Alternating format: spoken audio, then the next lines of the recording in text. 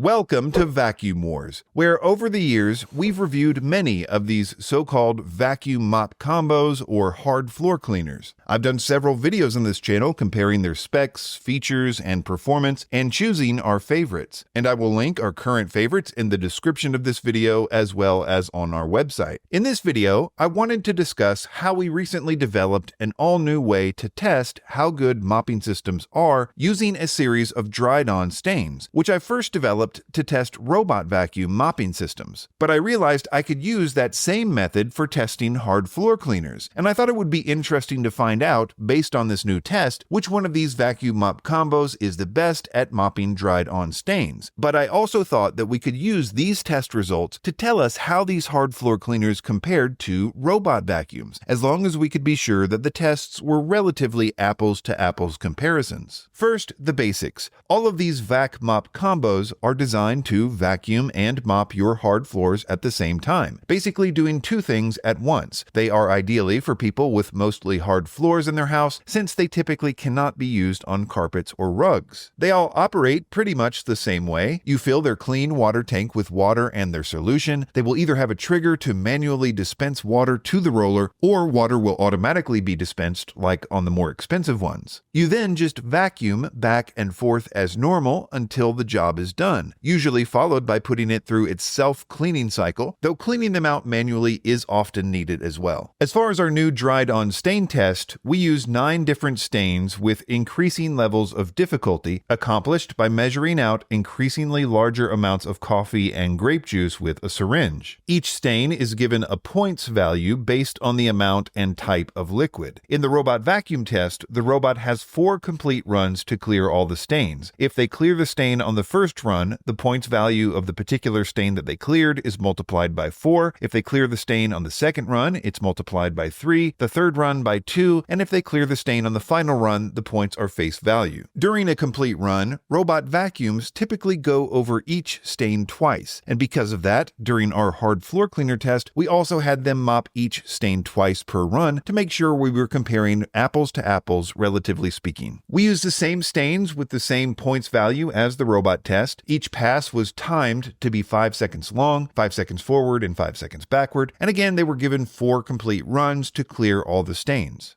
So after testing all 23 of the hard floor cleaners that I own, I had the following results. The top 5 winners were the Tinco Floor 1 S5 Corded Steam, number 2, the Bissell Crosswave Hydro Steam, number 3, the Tinco iFloor 2, number 4, the Bissell Crosswave HF3, and number 5, the new Dyson Wash G1. Take note that the top 2 were the only models I tested that used steam, which suggests that the use of steam dramatically improves the mopping performance of these vacuum mop combos. These results more or less align with the competition we did earlier this year, in which we also found that the steam models performed the best with the dried-on test we were doing at that time, which was much less precise. One thing to note is that because it requires much more power to produce steam, these top 2 are among the only corded models in the premium category. The majority of the others I tested are cordless. However, I have seen that cordless steam models have started to be released. For example, Tinco has one that I will also link below. So as in the previous competition,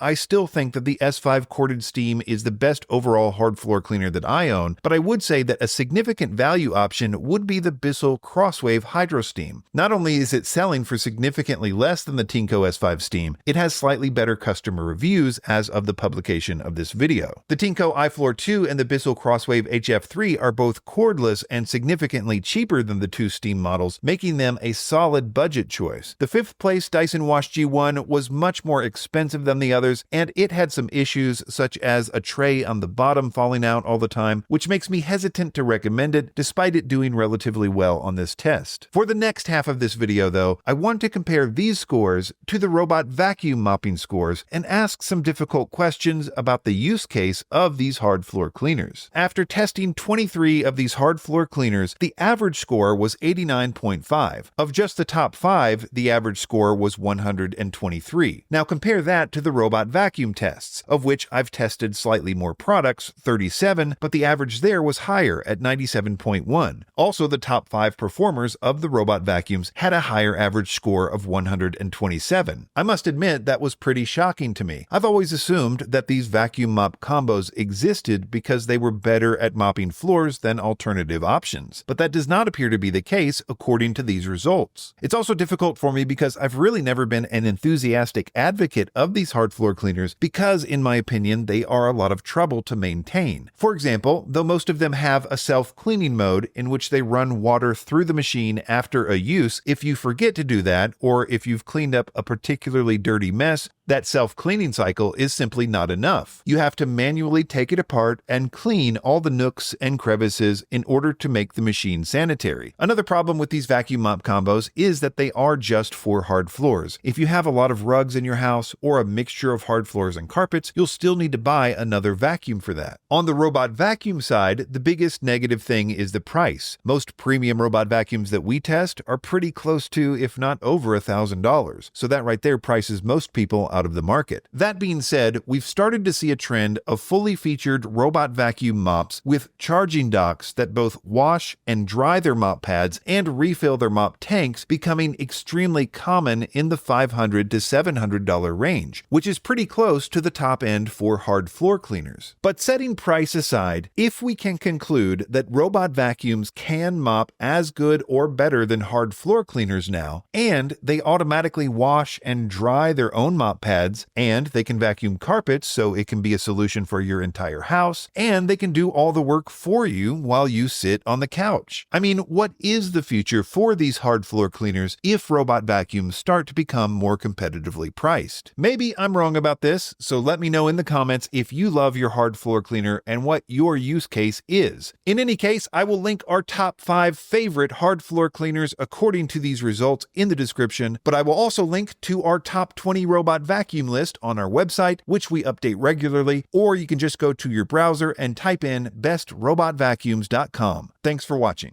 All of the links in the description are updated regularly to reflect our current favorite vacuums in multiple categories. You'll also find links to the Vacuum Wars website in the description, where we have more detailed lists of our favorite products, like our new top 20 robot vacuums list, which is updated weekly.